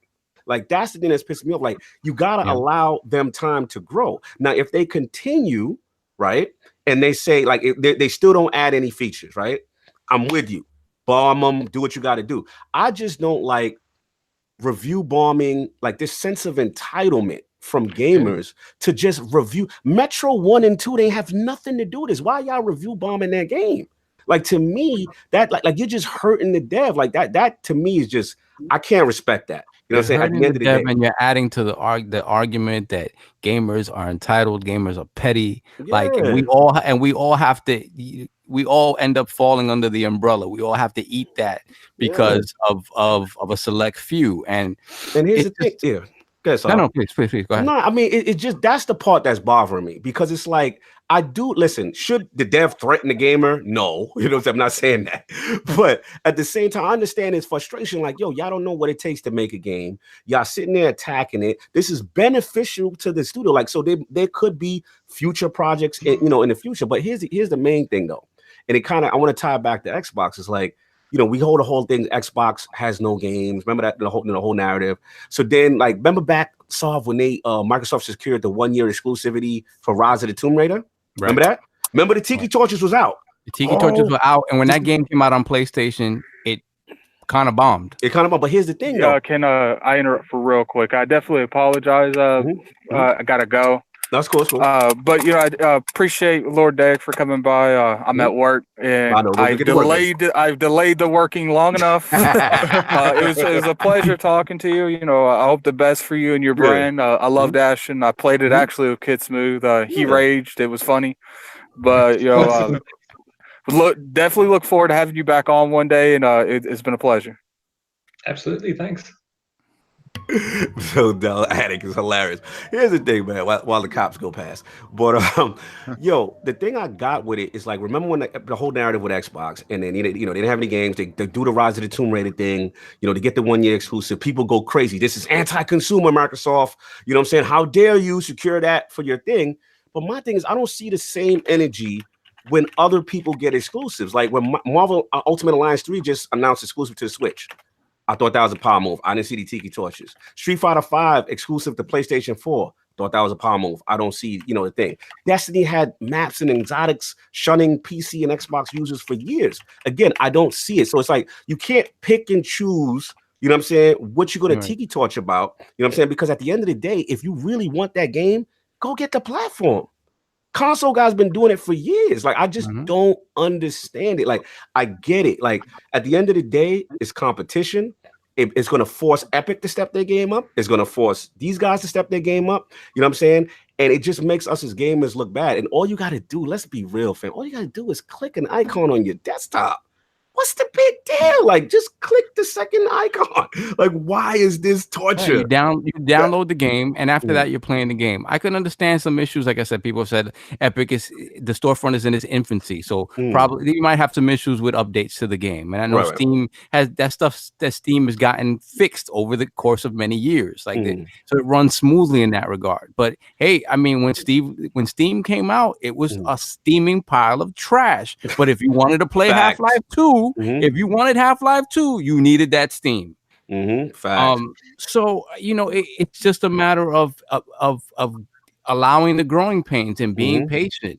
All those other arguments don't make a lot of sense to me, except for the fact that maybe you won't access your game from there at some point. I can see that because you can see it as wasted money. But beyond that, everything else is BS, man. Like it's just it's entitlement, and it feels like that's where you really see the division between, like you mentioned, the console gamers and PC gamers. The ecosystems are so different, they're so distinct, and the expectations have been so different for so long. This sort of attacking of the status quo is something they're not prepared. They're not prepared for. They're not used to it. Whereas console gamers were used to it. And I want to say last point, shout out to El Boogie in the chat, which I have to say this, and I'm not the biggest Fortnite fan, but I gotta say we have to give credit to what Fortnite as a game and Epic is doing to the industry right now. Think about it. Like, Fortnite really set the tone to get Sony to play fair with crossplay, right? That's opening things up, right? Now you look at them, because of the success of Fortnite, now they're opening up their own store, their Epic store. Now they're forcing competition. They're getting games like Ashen and Exiles and Metro Exodus and Division. And like, at the end of the day, say whatever side of the fence you're on, you can't deny the schism that they are creating and what's going on in gaming and how gaming changed because of that one title. And that's kind of interesting to me. But that's all I got, PD. And Lord Derek, you want to finish this up before we get out of here? Sure. I mean, like, I can say one more thing about that. I suppose if you imagine, like, who would be the best company right now in the world to do a Steam competitor? Like, Epic have integrity. They have the resources to do it. They're dead serious about it. Like, they're pushing really hard to do it, and they've got like full focus on it. Like, coupled with like a long history in games, like they know what they're doing. I can't imagine like anyone else could pull it off as well as they can. And if you look at Valve, I mean, Valve came from the same place, like a company with extreme integrity and all that kind of stuff, making a thing like this. I think it's like the right people, and then add that to like the fact that like a competitive marketplace is generally a good thing. It doesn't seem bad, but there are going to be growing pains. There's going to be expectations dashed just because, like, things are changing, and it will suck for some people. Okay? Change is tough. People, it's hard when you're used to things for so long in one specific way. It's hard for people to adjust, man. But I'm glad you were a good sport about this topic. We didn't get you in trouble, but I'm glad that you're able to contribute, man, because this was a hot one. And like I said, we definitely want to get into it. Solve and PD, before we close out and get the poll and get out of here. Yeah, I mean, I checked quickly. The game is $49.99 on the Epic Store. So, but I think, I mean, isn't that a general thing with PC gaming and Steam in general? You usually get these games for at least $10 less than you would a console release. So I think that's about on par with what you can expect, right? I'm thinking that Epic, for some reason, why their games are a little cheaper. I don't know why, but I've started to notice that kind of a trend. I don't know if that's because of the way that the developers are getting their cut or what, but I have noticed that. But I've noticed that most stuff on Steam is the regular standard price. Gotcha. And at the end of the day, like, we hope that that benefits the gamer. Chief Tommy, cloud powered Ashen 2. Let's go. See, get these protected water. Oh my God, they're waiting for Ashen 2, Lord. Man. They can't wait, man.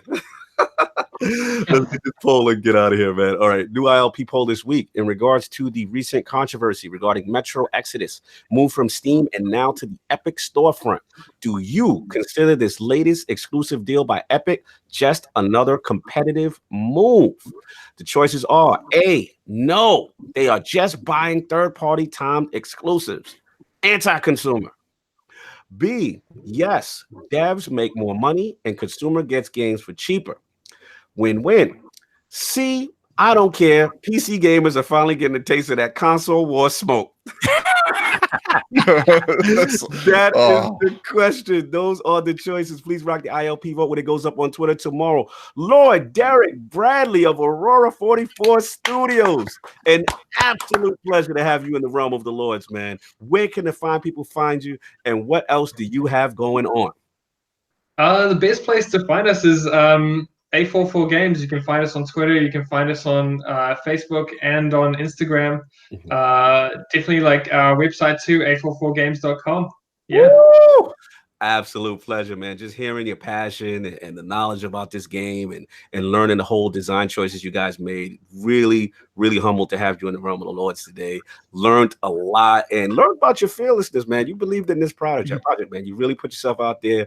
You did it. You left Peter Jackson. You went on your own and you created the Souls series that everyone loves, that cooperative aspect. And we cannot wait to see an Ashen 2 or anything else you guys are cooking up. Great studio. And it was a pleasure to meet you back at PAX, man. Good to hopefully run into you again, hopefully at E3 or one of the next events. Yeah, absolutely. Really good to see you again. It's been a pleasure catching up with all you guys. Likewise. Lord Attic and Lord King had to go. I know Lord Attic had to work and Lord King had an emergency. He'll be back next week. Lord Sovereign, where can the fine people find you? What you got going on, man? First of all, shout out to Lord Derek for coming through. Really appreciate it. I absolutely love the fact that you were passionate about this project and you chose passion over money. That's something I really respect, and I will always support that. And then anytime I could talk about Cormac McCarthy as a plus. So so thank you so much for coming through. We really appreciate it. Big shout out to Lord PD too for coming through and holding us down. I got you guys. And you guys can find me on Twitter, Lord Sob ILP, and BX Sovereign on PSN and Xbox Live. No doubt. Lord Petey with the outstanding stand-in holding us down today. Much appreciated. Where can they find you? What you got going on, man? So got a bunch of stuff going on. So you know me, it's Snaldo. In most of all of my types of social media. I am, policing the Discord on a regular basis. Discord police. So you know me, Division 2 beta is supposedly coming out this week. I am going to be on it nonstop. I am going to be playing Division literally all week. And as most of my community knows from Twitch, February is a fundraising month for myself. So all the proceeds I get from subs, donations, and everything like that goes straight to multiple different types of fundraising type places. For instance, this time I'm going to be putting all the money towards the LA guinea pig rescue. So if you guys stop by, donate some money for those guys, we'll be giving that over. Nice, man. Absolute pleasure, man. And yeah, LordCognito here, man. Again, thanks for everyone for sticking around. No, it's Super Bowl Sunday. We'll get you guys out of here. And yeah, absolute pleasure, Lord Derek, just to hear the stories once again. And make sure you guys hit that like, subscribe, all that good stuff. Lord Kaibatsu will have the audio up on Spotify, iTunes, SoundCloud, and Google Play. The links will be in the description. I'll try to get Lord Derek's information as well, in the description. Again, great turnout. Also, I believe we have ILP. We have the Last Word show with Ebontis. That is currently up on the channel. Please check us out for your Destiny, Anthem, and Division needs. talk about the latest state of the game. And of course, I want to shout out the stream team. My man lost PD here. You know what I'm saying? MJ is a boss. Saw you in the chat today. L Boogie saw you in the chat. Old school style. Showing you the chat. It was awesome. And of course, Lord Delapo, the potentially perfect one himself. Please support these guys. They really do a fantastic job on the stream team. And yeah, man, that's all I got. So if anybody has anything else, we can enjoy your Sunday. Root for your teams. It's Super Bowl Sunday. And enjoy, man. Everyone have a good one. Peace.